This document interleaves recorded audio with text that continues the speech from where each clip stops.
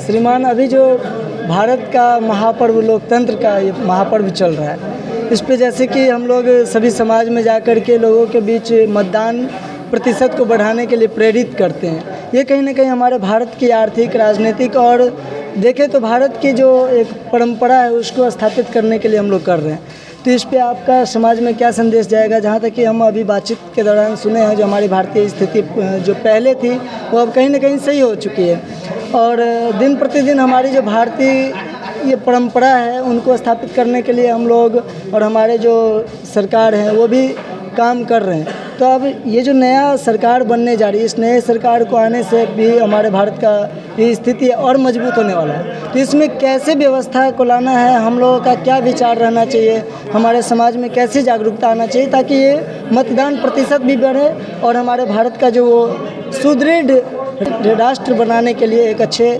सरकार का गठन है। प्रश्न का उत्तर तो आपने स्वयं दे दिया है, फिर भी मैं अगर आपकी बात को थोड़ा और जोड़ दूं, लोकतंत्र के महापर्व में अपने मत का दान तो हमें इसलिए भी करना चाहिए क्योंकि यह हमारा संवैधानिक दायित्व भी बनता है। जब हमने 1950 में भारत के संविधान को अंगीकार किया और अंगीकृत किया तो उसमें यह बात स्थापित हुई कि हम अगर अपने मत का दान नहीं करेंगे, अपना वोट कास्ट नहीं करेंगे, तो फिर हमारी सहभागिता तो सरकार के निर्माण में होगी नहीं, और सरकार के निर्माण में अगर हमारी सहभागिता नहीं होगी तो फिर उस राष्ट्रीय नीति में भी हमारी सहभागिता नहीं होगी, जिस राष्ट्रीय नीति का प्रभाव हमारे ऊपर पड़ेगा।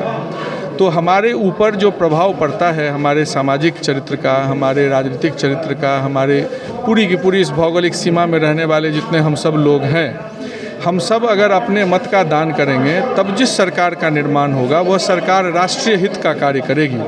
क्योंकि अगर हम वोट नहीं देंगे तब जो सरकार बनेगी उसकी प्राथमिकता में हम और आप तो होंगे नहीं। किसी कार्य में अगर आपकी सहभागिता होगी तभी आप उस कार्य को दिशा प्रदान करने की ताकत भी रखेंगे।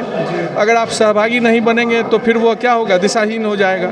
तो राष्ट्रीय हित में ऐसे लोगों को अपना मत देना चाहिए जिनकी प्राथमिकता में राष्ट्रीय हित हो, जो राष्ट्र को प्रथम माने, जिनके नीति निर्देशक तत्व में, जिनके घोषणा पत्र में, जिनके मैनिफेस्टो में राष्ट्रीय हित की बात प्रमुखता से आए, ऐसे लोगों को हमें अपना वोट देना चाहिए। और हमें अपना ही वोट नहीं देना चाहिए, अपने समाज के जो हमारे आस पड़ोस के लोग हैं, हमारे मित्र बंधु हैं, हमारे हितैषी हैं, हमारे सगे संबंधी हैं, उनको भी इस बात के लिए प्रेरित करना चाहिए कि इस लोकतंत्र के महापर्व के यज्ञ में हम अपने भी वोट की संविधा जरूर अर्पित करें और इससे एक ऐसी मजबूत सरकार का निर्माण हो जो आगे आने वाले समय में भविष्य की चिंताओं को ध्यान में रखते हुए जो नीति बनाए, ऐसी सरकार का निर्माण संभव हो सके। हमारे यहाँ के जो मतदाता हैं वो कहीं ना कहीं अगर देखें तो हमारे यहाँ जो शिक्षा का स्तर है वो उतना अच्छा नहीं हो पाया है। अभी भी हमारे यहाँ के मतदाता 500,000 रुपये के वोटों पे जाते हैं, 500,000 रुपये के कारण अपना वोट खराब करते हैं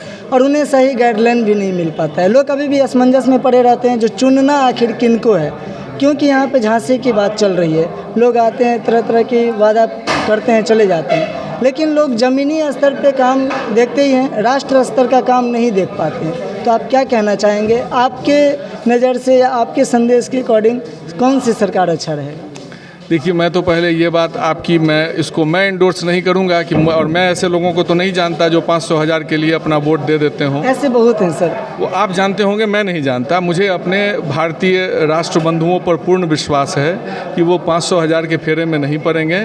मुझे अपने भारतीय नागरिक बंधुओं पर पूर्ण विश्वास है कि वो एकनिष्ठ आचरण को मानने वाले ऐसे लोगों को अपना वोट करेंगे जिनकी घोषणा पत्र में, जिनकी बात व्यवहार में, जिनके आचरण में राष्ट्रीय हित सर्वप्रथम आता हो, ऐसे लोगों को वो अपना वोट करेंगे। और इन सब तरीके की बात, वोट को बेचना, या आपने जैसा कहा कि हमारे समाज में अभी भी लिटरेसी है, हो सकता है अशिक्षित हों, लिटरेसी थोड़ी कम हो, लेकिन मुझे अपने भारतीय भाई बहनों पर इतना विश्वास है कि वो ज़रूर इस बात को समझने में सक्षम है कि हमें किसे वोट करना चाहिए, कौन राष्ट्रीय हित को प्रश्रय दे रहा है। ऐसी विचारधारा की जो पार्टी है उसके जो ध्वजवाहक हैं उनको हमारा वोट वो ज़रूर देंगे।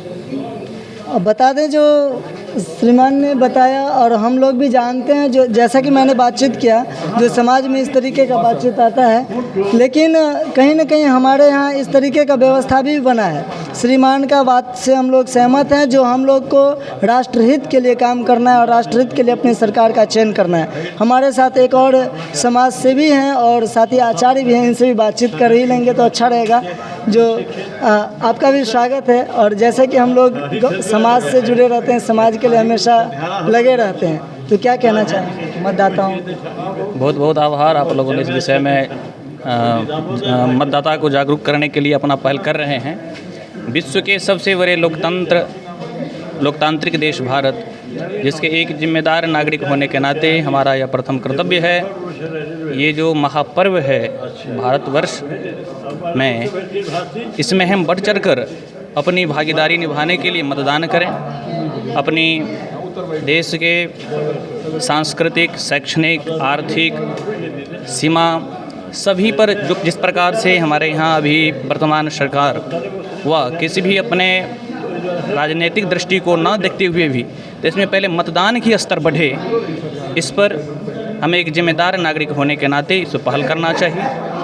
अपने आस पड़ोस के सभी व्यक्तियों से अनुरोध कर आग्रह करके हमें मतदान के प्रतिशत बढ़े और देश में जिससे एक सांस्कृतिक उत्थान, सामाजिक, शैक्षणिक सभी दिशाओं में जिससे प्रगति हो, राष्ट्र का उत्थान हो, ऐसे जो कार्य करने वाले जो भी राजनीतिक दल हैं उनके प्रति अपनी निष्ठा, पूर्ण निष्ठा से अपना मतदान करें और मतदान प्रतिशत बढ़ाएं।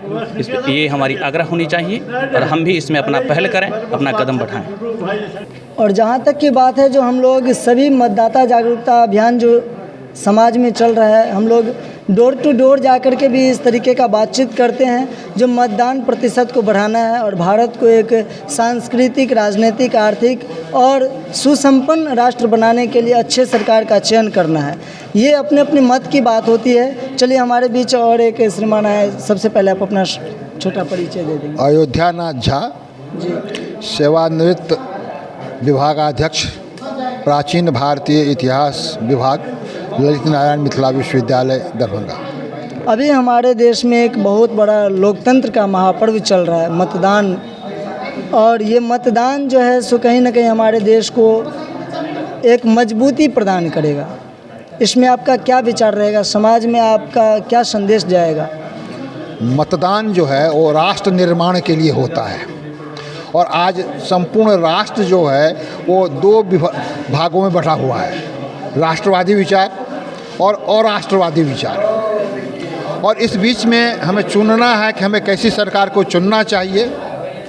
आज चारों ओर से संपूर्ण देश पर बौद्धिक आक्रमण हो रहे हैं, विविध तरह के बौद्धिक आक्रमण हो रहे हैं और इस परिस्थिति में हमें एक मजबूत सरकार, सशक्त सरकार और राष्ट्र निर्माण के लिए जो है सो सक्षम हो, राष्ट्र को जो परम वैभव पर पहुंचाए, ऐसी सरकार को पहुंचाने का गुरुतर दायित्व मतदाता बंधुओं पर होता है। इसलिए इस राष्ट्र निर्माण के महापर्व पर प्रत्येक मतदाता बंधुओं से साग्रह निवेदन है कि वह आकर मतदान करें और अगल बगल के जो लोग हैं उनसे भी मतदान कराएं। यह आज का गुरुतर दायित्व है इस राष्ट्रीय महापर्व पर।